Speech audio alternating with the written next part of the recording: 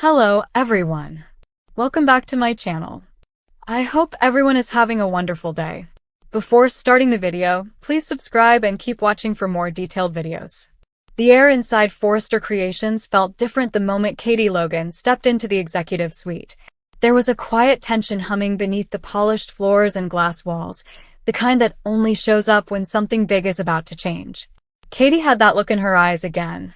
The one that meant she was done playing small and was ready to shake things up. For months, she had watched the company drift in directions she didn't agree with, watched power slide into hands that didn't always use it wisely.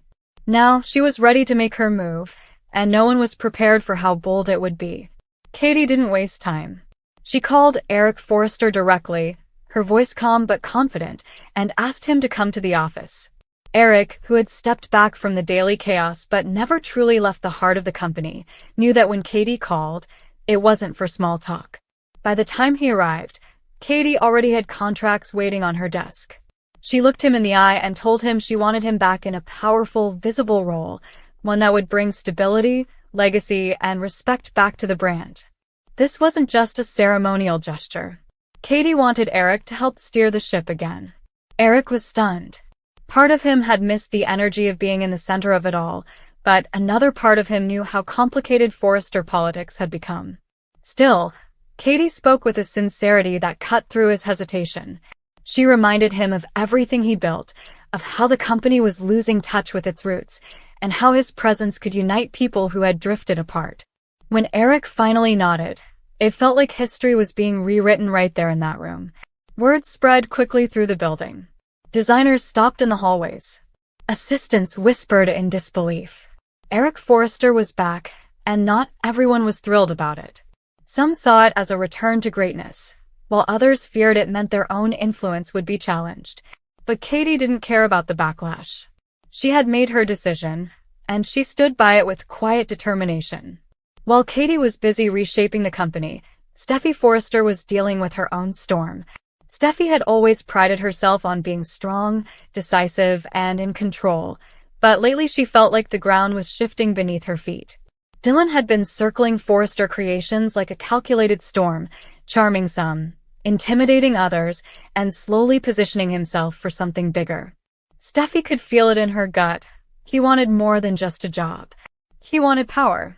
What she didn't expect was how quickly things would escalate. One tense afternoon, Steffy was called into a meeting that felt off from the start. The room was filled with unfamiliar faces, legal documents stacked neatly on the table.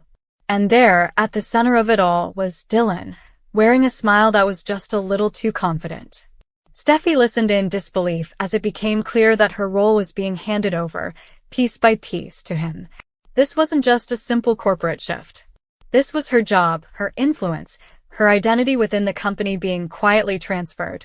Dylan spoke smoothly about fresh vision and new leadership, but Steffy could hear the ambition underneath every word. She pushed back, questioning the legality, the ethics, the timing, but the decision had already been made behind closed doors. For the first time in a long while, Steffy felt truly blindsided. She had fought so hard to protect her family's legacy, and now she was being edged out by someone who had barely earned his place. The anger burned hot, but beneath it was something more painful: betrayal. She realized that people she trusted had signed off on this, and had allowed Dylan to climb over her without a second thought. Dylan, for his part, didn't bother hiding his triumph. To him, this was the reward for playing the game better than anyone else. He walked through the halls of Forrester Creations like he already owned them, offering polite nods and calculated smiles. But behind those smiles was a man who knew he had just taken something precious from Steffy, and he enjoyed every second of it. As Steffy tried to process what had happened, she found herself questioning everything. Who had supported Dylan? Who had stayed silent? And most importantly, how was she going to fight back? Because one thing was certain: Steffy Forrester was not the kind of woman who accepted defeat quietly. At the same time, another familiar face was making his way back to Los Angeles. RJ Forrester hadn't been gone long, but in the world of the Forresters, even a short absence could change everything. He returned with a quiet determination, a mix of excitement and unease swirling inside him. He could feel that something was off the moment he walked through the doors of Forrester Creations. RJ was greeted with hugs and smiles, but he also noticed the tension in people's eyes. The company he had grown up in felt different, more divided, more secretive. It didn't take long for him to hear whispers about Eric's return and Steffi's sudden loss of power. The stories didn't quite add up, and that made him curious. When RJ finally sat down with Eric, the moment was emotional. Eric looked older, but there was still that fire in his eyes.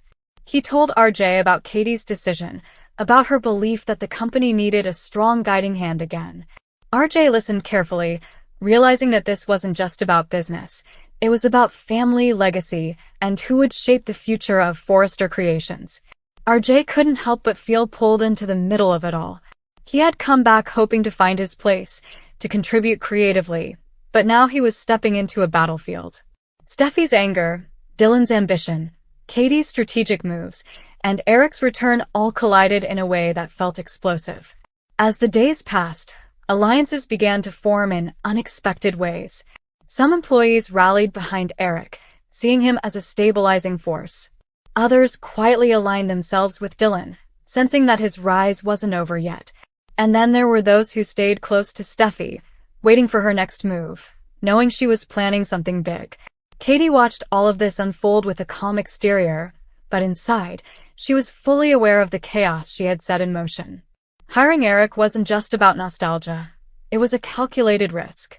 She believed that his presence would expose the cracks in the current power structure and force people to show their true colors. And that was exactly what was happening. Steffi, meanwhile, was gathering information. Every late-night phone call, every quiet conversation in the hallway, every suspicious glance, she took it all in. She knew Dylan hadn't achieved this on his own. Someone had backed him, someone with enough influence to make it all happen. And when she found out, on one side was Eric, encouraging him to reconnect with the Forrester legacy and embrace the creative side of the business. On the other side was Steffi, who saw in RJ a potential ally, someone who could help her challenge Dylan's growing power. RJ felt torn, but he also knew that this was his chance to make a real impact. Dylan, however, was already making changes. He began shifting teams, altering project priorities, and subtly pushing out anyone who might oppose him. His leadership style was smooth on the surface, but beneath it was a ruthless drive to control everything. And he wasn't done yet. The tension reached a boiling point during a company-wide meeting. Eric took the stage, his presence commanding attention in a way no one else could. He spoke about the history of Forrester Creations, about integrity, craftsmanship, and family. But as he talked, his eyes kept drifting toward Dylan, as if daring him to challenge those values. When Dylan finally spoke, the room went quiet. He acknowledged Eric's legacy, but made it clear that the future belonged to a new generation, one that wasn't afraid to take risks and break traditions. The clash between them was electric, a battle of old-school wisdom versus modern ambition playing out in real time.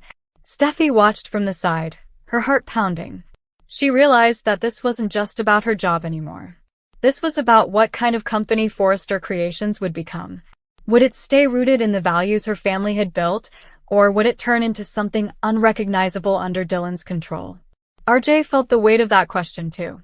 He could sense that his return wasn't a coincidence. It was happening at a moment when the company needed people who truly cared about its soul. And he was ready to prove that he was one of them. As the meeting ended, the air was thick with unresolved tension. Nothing had been settled, but everything had changed. Katie stood quietly in the back, watching the players move across the board she had set up. She knew the next few weeks would determine not just who held power, but who truly belonged in the Forrester family's future. Steffi walked out with her head held high, even though she was burning inside. Dylan lingered behind, already planning his next move. Eric returned to his office, preparing to fight for the legacy he refused to see destroyed. And RJ, newly returned and suddenly central to it all, realized that his homecoming was about to turn into the biggest challenge of his life. And somewhere in the middle of all that ambition, betrayal, and loyalty, the fate of Forrester Creations was being rewritten, one bold decision at a time. Come back to our channel for all your updates. Thank you for watching. Please subscribe to my channel.